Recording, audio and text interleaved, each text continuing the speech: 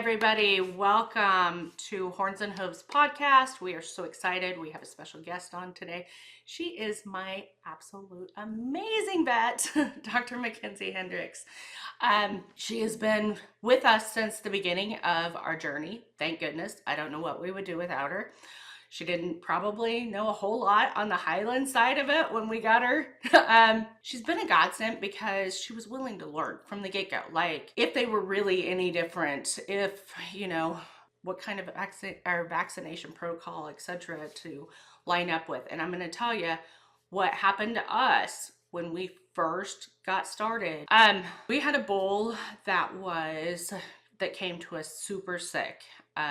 We were like, oh my gosh, what do we do? We have no clue what to do or give it. We immediately called the vet office and they helped us walk us through it. But we hadn't actually visited with them that we were getting these cattle. Not that it made a difference on I think Scott was the one on call that day, but not that it made a difference. But had I known what I knew then now, I would have had other things done. I would have done things differently. Let's put it that way. So I brought Dr. McKenzie in because we all start in and we're like, hey, oh my gosh, there's this cute little calf. It is 30 inches tall or 36 inches tall, and I'm going to bring it home and I'm going to put it in a playpen, and it can be in my house or it can be in my backyard, and you don't realize what all they need or could need when you get them home. So we are going to talk about what you should be prepared for, make that call with your vet and talk to them before you bring that calf home. And also when it comes to having cows that are calving, what you should be prepared for. So Dr. McKenzie's give us a little bit of insight on what we should start with when we're thinking about getting that new calf or new cow. Awesome. Thank you for that introduction, Lori. And like you said, it's been really fun working with you since the beginning. Learned a lot. I'm a cow vet, so most of my cattle are beef cattle that I work with. So this has been a fun learning opportunity through it all. Things that I wanted to talk about today are the value of finding a veterinarian, veterinary basics, the basics of feeding, behavior, calving, and what facilities that you need. Mm-hmm. So, like Lori said, before you get your cute little 30-inch calf in, definitely call your vet or find a vet if you don't have anybody yet, and check if they work with cattle, if they're willing to work with you, see you on emergencies, and help you through that process. Veterinarians are going to be there to help you with that herd program, making sure they're healthy with vaccines, parasite control, preg checking, and can help you when you have sick animals or on emergencies. One of the big things with having a veterinarian is that you want to build veterinary client-patient relationship, that VCPR. That's basically a formal relationship saying that I'm your vet, you're my client, we're going to work together, and it really allows us to be able to treat your animals. You have to have that to get antibiotics. So if you have something sick, you have to have a relationship with your vet. Yes. Because I think another thing is if you're jumping to one vet and another vet and another vet, you don't have that relationship anymore. You broke that relationship because they don't know what's been happening, what's been going on. I feel like sometimes with our minis, you want to make sure that those minis don't get pneumonia, because if the first time you start seeing pneumonia in those minis, you need to act fast. Is that right? Oh, absolutely. Yes, but I feel like we found out with the minis, it really affects them. I mean, all cattle with their lungs, pneumonia can affect them, but it seems like that we found with the minis, they're going to be affected a lot faster.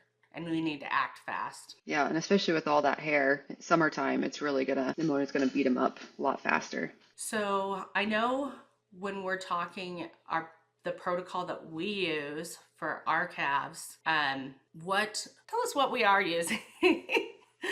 She does the protocol. She comes, takes care of it all for us. We do give at birth the protocol that she has set up for us, and it works well. You're still giving the nasal. Are you doing the nasal and the Alpha 7 at birth still? It's something like a First Defense or Tri-Shield. Oh, yes. Or one of those. Also within the first 24 hours. We usually try to get it when they're dried off, basically. Yeah. Nasal gen or Enforce. Yeah, the nasal gen. Hmm. So the nasal gen is super important. And why is that important, even if it's in the summertime? Hmm. Yeah, so that's going to be helping you build quick immunity to respiratory pathogens. So the diseases that are going to cause pneumonia works really quick and gets around the maternal antibodies because it's a nasal product.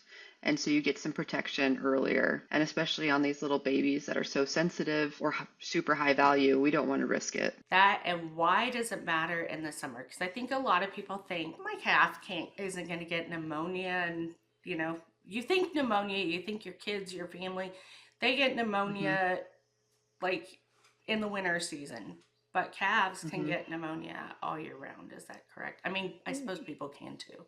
Yeah, yep, lots of things that can lead to getting pneumonia, whether you brought in something new that has, some sickness that's spreading, you have a bunch of calves running around just like kids. Preschool, it's going to spread around. Ups and downs of temperature or dust, all those things can set us up to develop pneumonia. Yeah. So we weren't thinking of it that way when we started. We were just thinking, where are you gonna get pneumonia? It's in the middle of the summer. We've learned a few things about calving in the summer too, with fly Not strike fun. and all of that. It's real. Like fly strike is a bad thing for these hairy guys. So we've got this brand new calf, and we're not sure if it's been vaccinated, or we have a heifer foal even that's 6 months to a year, let's just say, and the people say, yeah, we did vaccinations, I don't know when, do you recommend vaccinating them anyway? Yeah, on arrival, I think that's always good while you're in that quarantine period for the first 30 days. So we're not spreading diseases back and forth between new animals and your herd. It's good to get everybody same protocol, same vaccines, as well as, any dewormers that your veterinarian recommends too. And any diagnostic tests. We talked about BVD, PI testing and just making sure you're not bringing anything that's more insidious that we're not going to see just visually. So, what is the importance of that quarantine period? There was a time that we didn't understand that we needed that quarantine period, and that also includes not letting them share the water tank together. Quarantine is quarantine, correct? And what's the purpose? Why are we doing that? Yeah, so animals, during stressful times like shipping to a new place, they're going through a sale barn, they can pick up something new, or that stress can have them start shedding stuff and get sick. So if we separate them completely, like you said, Lori, no fence line contact, no water contact, no sharing feed bunks, we're going to have that distance where they're not going to be spreading it to everybody else. They're going to start getting sick, they're going to do it within that 30 days. 30 days. So you recommend 30 days Yeah, of that would be ideal. ideally 30 days. Yes. So you brought up the BVD pie, and we had a situation. I'm going to be honest. I think this is a thing that a lot of people are not honest about. They think, oh, this came from a reputable place. They claim they have a closed herd. We ran into it here. But I didn't think I needed to test mine. Actually, Dr. McKenzie said, I don't really see anything that needs to be tested at the time. And we ended up with a calf, a bottle baby, that we had no idea was a shedder and had the BVD pie. So can you go into how the whole thing behind what BVD is compared to BVD pie, how soon that they get that, like, well, they're in the womb and all that. I'm going to let you take that Yeah. because you're the expert. I just learned the hard way from it. Yeah, it's super complicated. So, BVD is bovine viral diarrhea virus. It can cause diarrhea. That's not the main thing that we see. It can cause pneumonia. But the very interesting thing about it is that if the cow is infected acutely with BVD while she's pregnant during a very specific time of gestation, her calf can become a PI, a persistently infected. So that means that calf will be born and his immune system's pretty screwed up where he's going to be shedding BVD virus like crazy. So that's going to spread it to other ones in the herd and also put any pregnant cows at risk that their calves are also going to become PIs. Other things it can cause are abortions, pneumonia, like we said, but also congenital defects in our calves at a certain stage of gestation if that mama cow gets infected. So pretty complicated disease and sometimes hard to get a handle of, but it's definitely more around than what people think because most people aren't testing for it, so they don't know. I agree with that. I think that people aren't testing. I think when we think of normal commercial cattle, and correct me if I'm wrong, if we think about the normal commercial herd, they're usually at your place. You're keeping the heifers, you're shipping the bulls to the packer, and they're not being moved around as much as, and with the Highlands and Highland crosses, they can live a lot longer. They mature later, all that. So I think with all Hmm. the shipping, and I could be wrong, maybe it's just beef cattle, they're not testing either. But I feel like we're shipping ours around more, and it's not the shipper's fault at all. But you get a cow that is, what is it? Is it 0 to 100 days when they can? It's really crazy. I probably should pull up a chart, but yeah, it's earlier in gestation. It's really nuts. I should pull up a form of it. Right. So, like 0 to 100 days, they're traveling on, like, they're being shipped, and there's another calf. It could even be a cow that has just a BVD, correct? Hmm. And that mom, now she might be vaccinated, she might not show any Hmm. signs of a BVD. It could be, would you like maybe say you got influenza vaccine, right? All Hmm. it does is decreases your chance of getting influenza, but you could still get it. So mama gets BVD, baby gets BVD pie. Is that right? Hmm. Yep, exactly. And the only time to become a persistently infected is in utero. So if you're born, you're not persistently infected, you're never going to become persistently infected. You can pick up the virus and get sick with pneumonia or the other conditions, but you're never going to be that persistently infected, constantly shedding animal. I want to add something. I have a question. Like when it comes to like the BVD, right? So we've had our run in with it too, right? And thank goodness we are like really strict with our quarantine and it's like off the place. Like we have a ranch and then we have another spot and they stay there. So we've had two things. Like we bought several cows. They all came in and we preg checked and we tested. I had a cow, like one of the heifers was sick and she ended up being pie. This was like a full grown heifer that was probably 2, 3 years old. So, right, she's probably spread it all over. But like there was two cows that we bought that we preg checked that same day when they got off the trailer and they were over 7 months bred. We didn't know an actual for sure date. They both aborted and absorbed their babies. Like it was, we lost both of those. We ended up losing two other cows that were also bought at the same sale. It was a huge loss for us, kind of deal. But then we also had one that was pregnant and carried it. And thank goodness we stick with that quarantine rule of like, if they were bred before they came to our place, they don't calve near anything else, right? And this was a healthy calf born. We tested it. It came back positive. That calf looked super healthy, right? I mean, you Hmm. would never have known anything was wrong with it. Like, at what stage can that pie, or does it even show symptoms? Like that heifer that I did buy, that like 2, 3 year old heifer, like she did look sickly, but it was like, does she need groceries, right? Do we just need to Hmm. like, she's been traveling, whatever, it wasn't taken care of great? Or is it like a pie can look healthy their whole life and just be a shedder that whole time? Or is there a Hmm. time where like that calf will go through, it looks really healthy, it's a shedder, but then it does, say 6 months, it starts not thriving or looking that sickly? Is there a sign at all in there? Yeah, it really is animal to animal dependent. Some of them that are those PIs are going to look sick the entire time. Some will look healthy the entire time. Yeah, so I remember in school they showed us a picture of a pen and they're like, pick out the PI. Everybody guessed the one that looked, terrible. Was not. It was the one that was the healthiest looking in the group. Oh, wow. So you really have no idea just looking at them. It could go either It's good to way. know. I didn't realize that. Well, the situation I was in, I just assumed like, at some point they're gonna look sickly, like it's gonna start affecting them. But that's good to know. That's why you have to check cows and calves, right? When you're bringing them on your place. Absolutely. Totally recommend that. Yeah, and those PIs, the immune system thinks that BVD is normal. So a lot of times they don't react to it like they're sick. It's Gotcha. their normal shedding and shedding and shedding.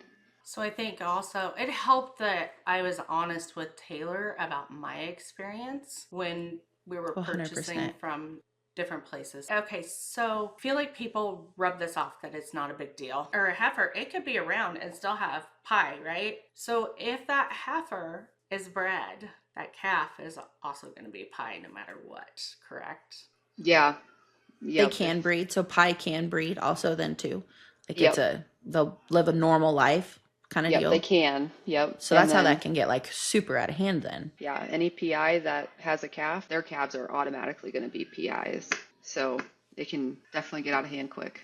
That's scary. But you can have the PI calf. So testing the mom before the calf is born is not Right. necessarily making the calf. If she tests negative, does not automatically make the calf negative. It could still be positive. Now we talked about the ear notch because that's how we do ours. But we also talked about why doing the blood tests before they're 100 days old, is it? Why you don't want to do that. Will you touch on that, please? Yeah, the ear notches are really sensitive. You're going to know from day one that they're PI or not, versus the blood tests that we kind of went through. The maternal antibodies can show up in that. So what the calf got from mom through the milk can show up on that test and might look potentially positive, even though it's just, what mom had in her vaccine given to the calf. So I like doing the ear notches. Then for sure you don't have to worry about trying to interpret a confusing number on a lab test. And you can use just this small ear notcher behind where you're going to put a tag in. Mm-hmm. And we sit in our first rounds. McKenzie come out and we did everybody because we found out on a blood test and then had to do the notch test on one of ours. Yeah. Started. So we had, and I'm just going to be completely honest because I really feel like this is stuff that people need to know. This is serious. It's not something to just shrug off. Because we had a shedder, we had a calf that we did the blood tests on, and it came back as positive, but we needed to double check, and we did the ear notch to double check because the antibodies could have still been in with him because of his age. Exactly. So we did that test. So now we're doing some of the IDEX testing, and those were turning out for us, but we have found out they're great. But if they're expired, if you're doing IDEX tests, make sure that those are not expired because they're no good. People are finding out that those IDEX tests, if they are past the expiration, they could very easily show that they're fine and they're not. So we started going back, and McKenzie's been doing our testing for everything that comes in now. We have everything that our herd is good. We have had to test everything for a couple of years now just to make sure. But now I have, Dr. McKenzie comes out, she does our testing for us and sends them in and does it that way. And thank goodness. It was a mess. I mean, we had a mess, literally a mess, and it was not something serious. And I think that a lot of people really, they don't want to talk about it because they don't want people to know. I'm putting this out here on a podcast because I feel like it's important for people to hear about it and know that it's not shameful, like, right? That's the thing, is it's not shameful. And so what? You're having to check your calves before you go. It's not an expensive test.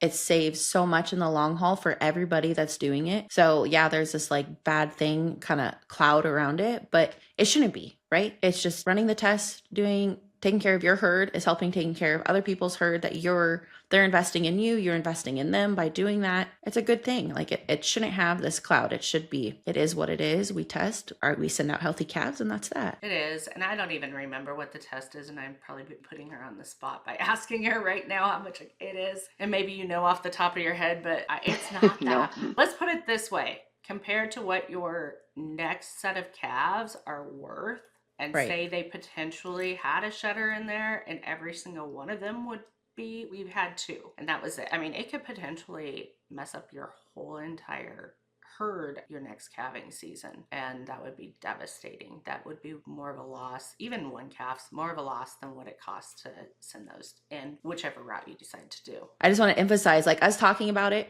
is to help other people. Like, there's no shame in those breeders that, like, if they got one on their place, right, and it's out there, people aren't talking about it. If people talk about it, we wouldn't have these things where, well, I didn't know. Well, no one knew because no one's talking about it. Like, hey, that could be a thing. It sucks though. people don't talk about it till they have it happen, right? And then it's like, crap, now I have to deal with it. But if people can do it ahead of time or know what it is, that'd be so much better. Yeah.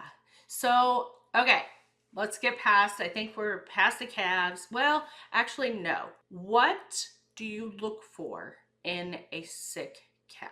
Yeah, I actually had that on my list of things to talk about. Yeah, so animal being sick, they can show you lots of big signs or just little subtle things. Anything that's not their normal can indicate that they might be sick. Those common things we might see is they're not eating normally, not coming to the bunk, not with the rest of the herd, and just not acting like they're normal. Sometimes you can catch them that their ears are just kind of down, lower, and that will tell us that they're not feeling well. But we might also see snotty noses, coughing, they might be bloated, or their manure might be different. And one good way to check, potentially, if you're not entirely sure, you could always get them into a chute and take a rectal temperature and kind of see if they have a fever or not. Normal in cattle is going to be probably about 1015 or so, plus or minus a degree. So a lot warmer than we are, so don't be alarmed there. But if we see them over 103 degrees Fahrenheit, probably a fever and probably needs treatment. So that gives you a good clue, but there's other diseases that don't cause a fever. So if you're unsure, definitely call your vet and get their opinion on it so you can get them treated and feeling better quick. So right now outside, we've had the wind, we've had the temperature changes, the up and down,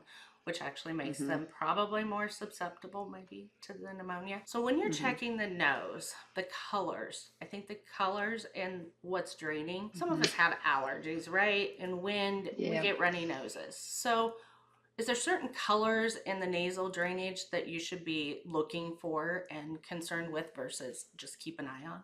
Yeah, if it's more clear, I'm not near as worried about it. If it's more thick, mucousy, green, yellow, then I start to get more worried. But if they're clear nasal discharge and acting sick, I'm probably going to play it safe and not risk it. If they're acting sick or it's pretty gross, snot coming out, I would want to treat. Because I found out along my way, you know, and this is real talk about things we found out along the way. I might get a little panicky if they had a little runny nose that was clear. And it's like, you know, we all get some runny noses when it's windy and Yeah. that out. And So cattle get allergies too. Yeah, they can be definitely sensitive to that stuff too. really. So we also have sometimes the cows and calves get runny eyes. Is that just part of the season? Yeah, it could be dust from the environment or dust from the feed, but you also have to worry about different disease conditions too, like pink eye can cause watery eye, injuries to the eye, some other things too. So if you look closely, you might be able to see if there's something wrong with the eye or if it's just dust. Exactly. So in pink eye, you're kind of looking for it to haze over or Yeah, early you'll see a little teeny bit of an ulcer, little divot in the cornea. And as it progresses, you're going to see, increased blood vessels to it. It's going to get pink. It's going to get hazy. They're going to be really sensitive to light, have their eyes closed, and a lot of ocular discharge with it. And if you're really lucky, you got a vet that she probably wishes she wouldn't give me her cell phone number, but I have it. And I can send her a picture. Even one, let's just say we're kind of all over the place right now, but let's just say they're in puddles. It's rainy season and they're in puddles a lot and you're worried about foot rot. I'm able to send her pictures of that and say, hey, what do you think? Even though I have her out here like a lot, she's here. I'm fortunate. I have a vet. She comes out here a lot. Yes, and it's always fun. We can do that, talk through texts and phone calls and videos because we have that relationship, that VCPR. So we can still work through things that way, most definitely. Okay, let's go to, now we have a heifer that's bred and she's gonna calve. What should we have on hand when that happens? Yeah. So some of the supplies that you should have on hand is gloves, OB sleeves. So those are those big plastic gloves that go up to your shoulder so you can get shoulder deep in a cow, visual there. You want to have OB chains and OB handles so you can pull a calf if you need to. And make sure you have lube. Everybody appreciates lube.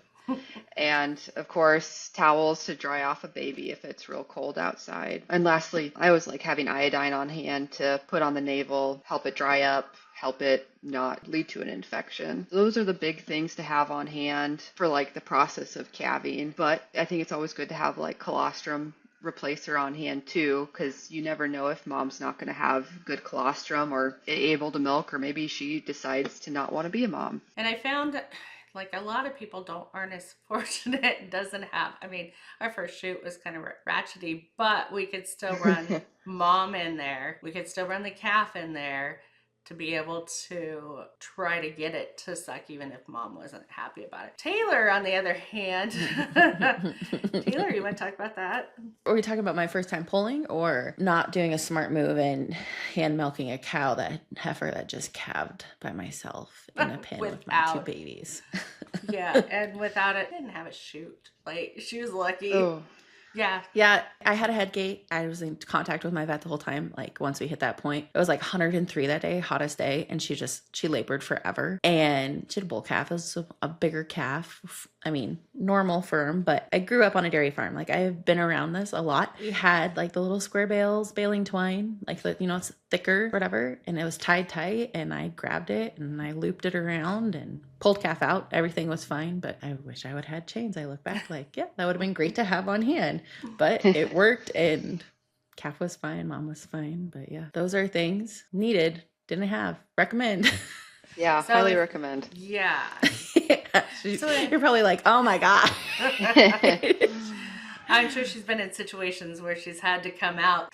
People, I mean, they're calving them out in the middle of their pasture and don't really necessarily always have the proper things to bring them in, to get them in a head gate.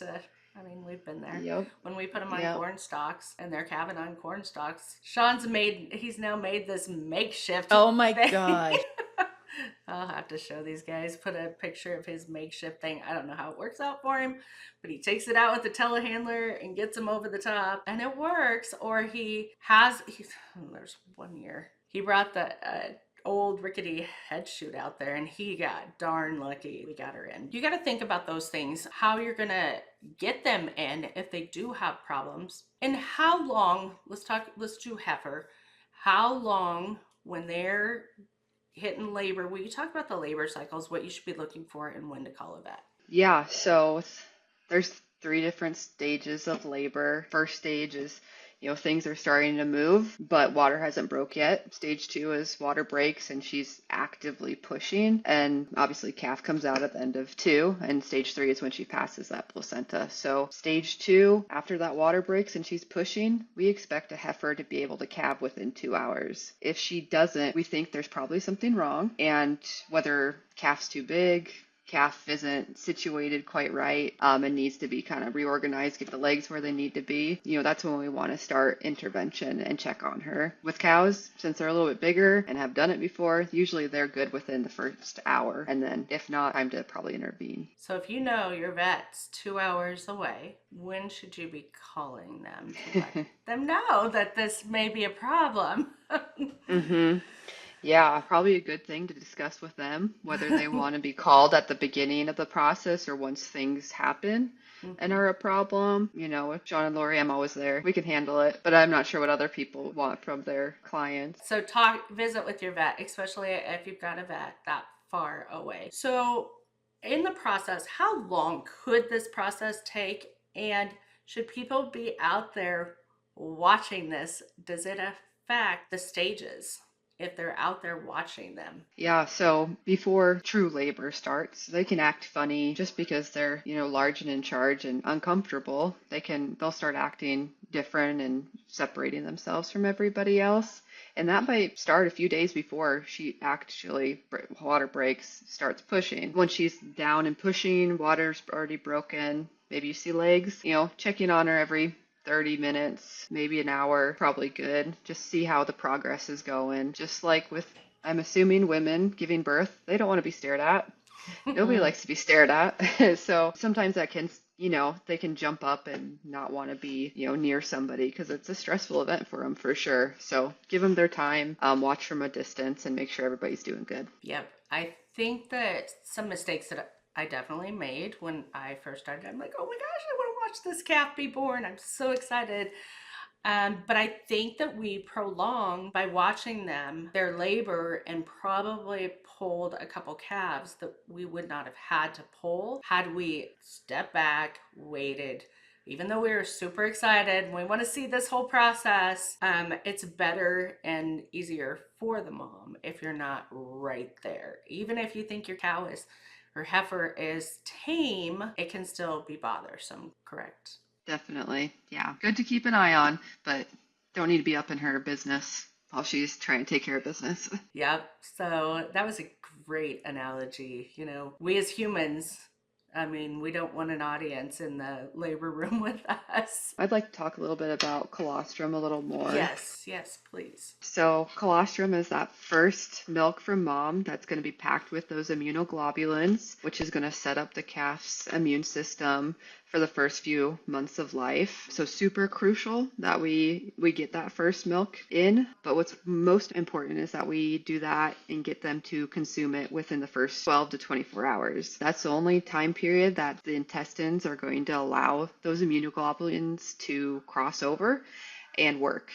Beyond that 24 hours, the gut lining is pretty closed, and so it's not going to do anything. So if we're going to have to supplement or replace, we want to do that quickly so we have the best immune system for that calf. Yes. So where would you suggest that we get the colostrum? Should we have it in our freezer if we know we're in calving season?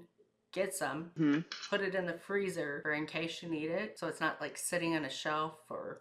Sure. Yeah, we have a lot of dried colostrum products that are really good and really safe out of, herds that are, producing this colostrum for this reason. So they have all the, disease monitoring things in place so we know we're not spreading disease, because that can be a problem too. Some people with dairies close by might purchase colostrum from the dairy, but there's always the risk that that could be passing disease. If the gut's going to allow those immunoglobulins to cross, it's going to let pathogens cross too. So I think I would probably look and talk to your vet about what products they like. We have a couple. We have a replacer and a supplement, and that replacer is to replace if the calf got nothing versus supplements if they just need a little extra. Okay. And do you have a particular brand that you like, or? I do, but I can't remember what the brand is off the top of my head. I like what we got at the clinic. Yeah. So I keep colostrum on hand in my freezer the majority of the time. It's expensive, but it's worth having. I should say it can be expensive, but again, your calf is expensive. So you might fret about, I don't know, $20-$30 little bag of colostrum because they don't need, how much do they need of the actual colostrum if they don't get it from mom? Yeah, the recommendations currently are 300 grams of IgG, which is a lot. A baby, usually our packages are 200 to 300 grams of IgG, and you split that up over multiple feedings within the first 24 hours. Because we don't want to give a ton and, make them all bloated and not want to eat more. But that's what the current recommendations are, 300. How much do you recommend feeding and how often? Part of that depends on, is it a mini? Is it, standard size? So probably, you're going to have to estimate it. Little guys are probably going to do, what is a quarter of a bottle? Is that a quart? Half is a quart. So, would it be a pint? A pint, yeah. So probably like a little mini is probably going to have a teeny tiny little stomach. So probably a pint to start with. Standard might be quart of it, 2 pint. And if you have a bottle baby, you'll kind of see what they'll drink, feeding, 2 to 3 times a day. You'll just see where they're at. They'll stop when they're full. Yeah. Little Roni that we have right now that I bought as a bottle baby, Sean was feeding her a whole bottle and couldn't figure out why she didn't want anything else all day long. Yep, that's a lot for that little girl. She was very full. Yeah. So I have a question on that. If you have the ability, like, do you have a chute where you can get in and you can milk mom, right? If it's more so like it was a hard labor and calf's just not latching well and you're wanting to get that colostrum in, milking mom using that colostrum, or is it better to use just a packet, mix it up and go that route? Like, what would you say would be better? Yeah, I would say out of mom is ideal. It's the real thing. It's not a dried product, Right. But she also is going to be well vaccinated. So the diseases that you're trying to prevent are going to be in that colostrum and give that calf the best support it needs early in life. Gotcha. Good to know. It's not always fun to do. It's an easy option just to like, oh, I'm just gonna go grab that. But Yeah, we've done it. absolutely. I'll do Yeah, it's a anything lot of to not work. have a bottle baby though, except for this one. Hell yeah. Couldn't resist. But I'll run mom and squeeze her and try to get the baby to suck and do whatever I can not to have a bottle baby, honestly. Some people love bottle babies, but I'm not a bottle baby lover. So when it comes to, kind of talked about the calves and their vaccination schedule would be at birth. Then what do we got for calves after birth? Like, what do you normally suggest? And I know everybody's different, guys. Everybody's different. You need to talk to your vet about it. But our protocol that we do with Dr. McKenzie is, we'll share. Yeah, after birth, we will vaccinate them again, about 2 to 4 months-ish, and then we'll booster them again once or twice as they're a little bit older, about weaning time. And then, if you're keeping them annually is a good time to just keep those vaccines up to date, just like flu shots, updating it every single year, keep them healthy. And it's very important to do those vaccines every year with your cows, your heifers, your bulls, all of them, correct? Yes, everything, not just the calves. Calves are going to be super sensitive to picking things up because just like children, they're going to get sick and they're going to spread it. But our cows and bulls can get sick too, or they can spread it to the calves. So we want to make sure that they have good protection too. We learned so much. We tried testing the theory. There are people out there that don't like to vaccinate right away. We tested that theory and I ended up with scours with fall calves, and it all had to do with, and I've ended up with pneumonia in those fall calves because we decided not to vaccinate in the beginning and didn't know that it was going to make a difference, and it did. We've learned, we've adjusted, and that's why we're doing this podcast is real talk, things we wish we would have known, things that we know now, and things that our professionals like Dr. McKenzie has helped us with getting there. So it's always great to have this conversation and to have it with your vet and have that personal relationship with your vet. I'm trying to think of what else. I'm sure we're missing other things.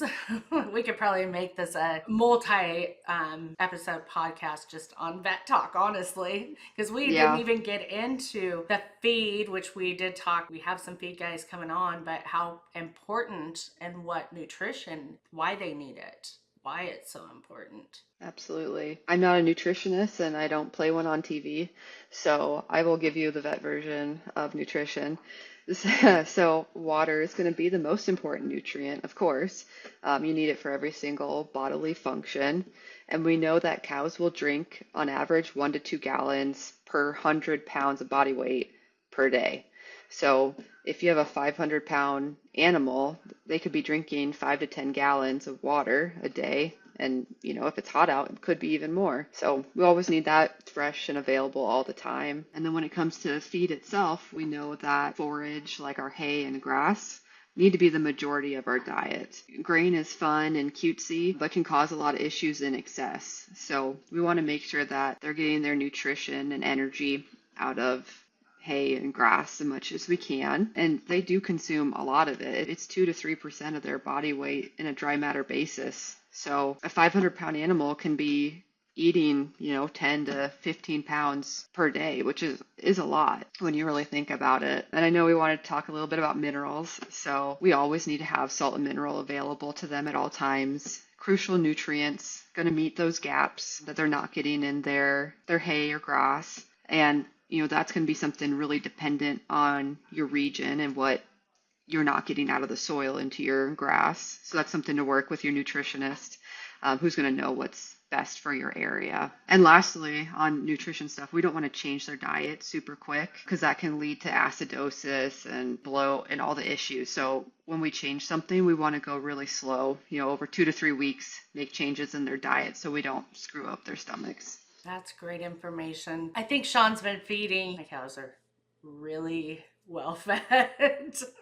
So he mixes the hay and the silage, and I was just like, oh, I think that just questioned what he was doing out there because of course we have silage now, but I think he's been feeding it all year long anyway with mixing hay and silage, even though they have grass. Yeah, and there's definitely ways to do it. If you don't have grass or your hay might not have the protein it needs, adding silage, adding distillers, adding some sort of protein supplement is going to be important. We just don't want them to get super duper fat because that can lead to calving issues or other metabolic issues. So it's kind of a fine line of how much to feed. And again, not a nutritionist.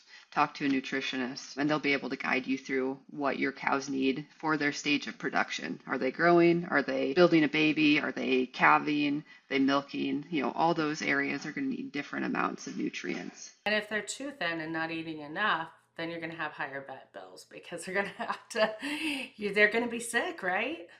Absolutely. They're going to be sick and they're not going to breed. Just like humans, as far as that goes, they're not getting the proper nutrition, you're going to get sick. You don't have the right immunities, you're going to be sick. So that type of thing also goes with your cattle and your calves. When you're thinking about purchasing these cute little babies, we've got the vet bill. I'll pay my vet bill hands down. I don't care. My babies are worth it. And I have the best vet ever. I'm just saying. I'm blessed. I'm very blessed. Taylor has a little bit different story. She don't have a close vet. I don't have a close vet that will work cattle with me. I have a really close friend that is our vet here, but she has years now stepped away from large animal. And the other one here, it just doesn't work out. He doesn't work with us. And so we have to travel. I work with two, it's more like emergency case because I can call my vet. I can explain this is what I have going on. I can send her pictures and she's so willing to work with me on that aspect of it. But if it's hey, we have, it might be a C-section stuff, she's not set up for it. Right.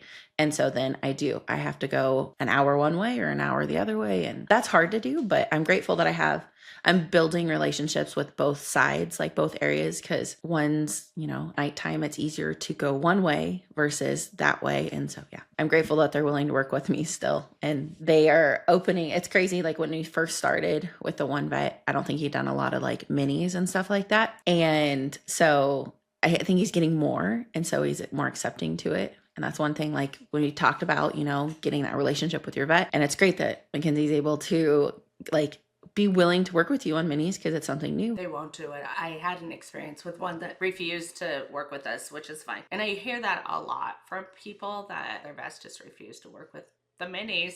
I am so blessed and thankful because Dr. McKenzie, she doesn't know. She's going to find out. So...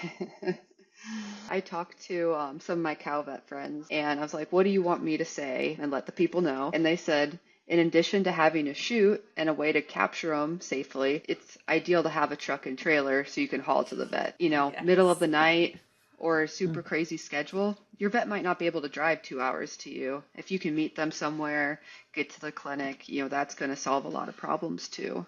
Especially when it comes to C-section. Yeah, you can't do that there.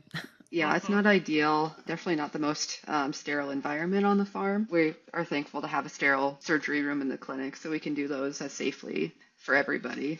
And we've had 3 C-sections and they weren't... They're scary, but... Yeah, there was one. We had bought a bred heifer. Yeah, she was bred heifer. And that calf ended up being, and good thing, Sunday was a bigger calf. But Sunday, good old Sunday's baby was over 90 pounds. So a little big for her. We've had a couple, they just weren't the right direction. But I'll tell you what, I also have a good vet there because she can flip them things. Might take her a little bit, but she's good at flipping them and trying to save them from not having the C-section. Yeah, C-sections are risky, so I avoid them if I can. And we've had, Dr. McKenzie's done 2 of those 3, and the 2 that she has done, which we always worry about, she's so darn good that they have bred back. And a lot of people, I think most of the time in the commercial world, people usually just get rid of them because they're hard to breed back sometimes. And we're fortunate that both of ours have bred back. What else is on your list? You got anything else on that list? Yeah, I have a little bit on behavior basics. Oh, good. Animals are still animals and they can be dangerous. They can have a lot of body weight behind them, and especially with hormones pulsing through them, we definitely need to be cautious. So, and horns. Yeah, and horns can be a problem. So if you have bulls, we need to think about they have testosterone, and if you have testosterone, you can be stupid. and unsafe. So, like, be really careful with them. And if you're not planning on breeding them, just get them castrated. It's going to be safer for you and safer for the other animals. Cows with babies, they're going to be protective. They might do what Lori's experienced and be really, really, really protective. So always just be considerate of mamas with babies. Lastly, they don't like to be separated from the herd, don't like to be cornered, so they might get really flighty while you're trying to handle them if they do get away from everybody else. Yes, I did experience quite the experience. I learned the hard way. You are very blessed that you're okay from that whole story. Like, very blessed. I am very blessed that I'm okay. I'm going to share this story real quick because I think it's important. I had went out. I bought this heifer from somewhere else. I didn't know. I think she might have been cow. I don't even know. I bought her from an auction, so I didn't have much history behind her. It was a gentleman he was deceased, so they were selling his herd. I bought her. She was laying there chewing her cud. She had had her baby, and I was standing behind the side by side, and I was up taking the pictures, and she never moved. She never gave me, some of them give you the warning, that no warning whatsoever. So I thought, okay, I'm going to see what this baby is. And I don't know if it makes a difference that it was dark, but it was dark, and I went to go lift up the baby's leg to see what it was. The baby took off. I took off running after it with my camera, thinking I was going to get a picture. That mama was running after her baby, but all of a sudden she stopped, turned, and decided she was going to take me out. I got behind the side by side. I ended up on the ground. She was on top of me. Thank goodness my husband was there. I didn't get stepped on. I didn't get horned. She was about ready to give me a good toss with her horns, I'm sure, or stomp on me. Who knows what was going to happen. It happened so fast. I'll tell you what, that cow and me, that we still don't have a good relationship. For some reason, I think she knows my fear. So now I have this fear of her. So when I go out there, she comes after me, because I think when I look at her, she knows the fear when it first happened. Now she is afraid of me. So, and her calf is weaned, and now she's a sweetie. That's good. Yeah. They can be really scary, that's for sure. And also bulls, even though you have your sweet little bulls that you think are awesome and you can go up and pet and brush and give cake to, they can turn at any time. Is that right? Absolutely. Yeah, they can be very, very dangerous. Even at that, I'll add too, like, we cake our cows like every few days, right? They're not getting every day. And I'm accustomed, like, I walk out and I cake them, like literally cake them with buckets, go back and forth. And you have to be so on alert when you're doing that, because it's those cows hitting each other, hitting you.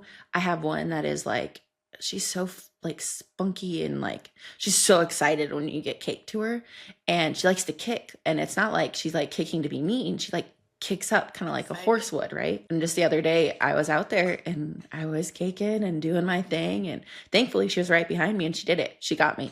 Didn't hurt. I was right up close to her when she did it, but that could have been so different. So it's another thing. It's not even like, yes, they're moms and they're being aggressive and like protecting, or yes, this is testosterone. Like, it is being bumped by other cows, right? That you can easily, you're just in the way, and they're bigger than you. And so, yeah, it's not going to be good necessarily. And a lot of them have horns, and those horns, if they can be pushed right into you. So I remember when we like first met, Lori, you had that like black eye. Was that from one, if I remember right? Yeah, that's been a while. That was from I put my head down to pick up a piece of cake, and the cow had come in at the same time, and she was popping up as I was going down. But Super yes. friendly cow. Yeah, it wasn't like a mean thing, but those things happen. That's a part of like that respecting space. One more thing.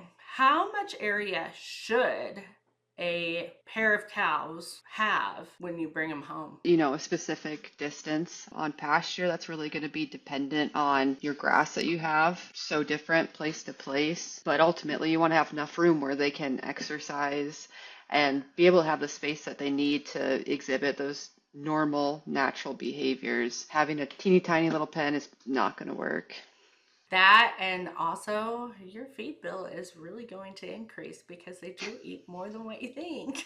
And they do grow way bigger than what you're going to be expecting, even at a mini or a micro or whatnot. Okay, I think that we have been on here for getting close to an hour, so I think that we are going to wrap this session up and we will be back. We want to thank Dr. McKenzie for hopping on with us and sharing a little bit about Thank you her so knowledge. much. Anyway, we will see you again next week. We will be bringing on another guest, and it's always a surprise to us too who it's going to be. So we'll see you next week, and thank you for tuning in. Make sure that you hit the 5-star button when you go back to watch this. It really helps us out, and it also helps us hit the 5 stars because it helps the algorithm and reaches more people. Have a good day, guys. We appreciate it. Awesome. Thank you, Thanks guys. for having me. Thank you.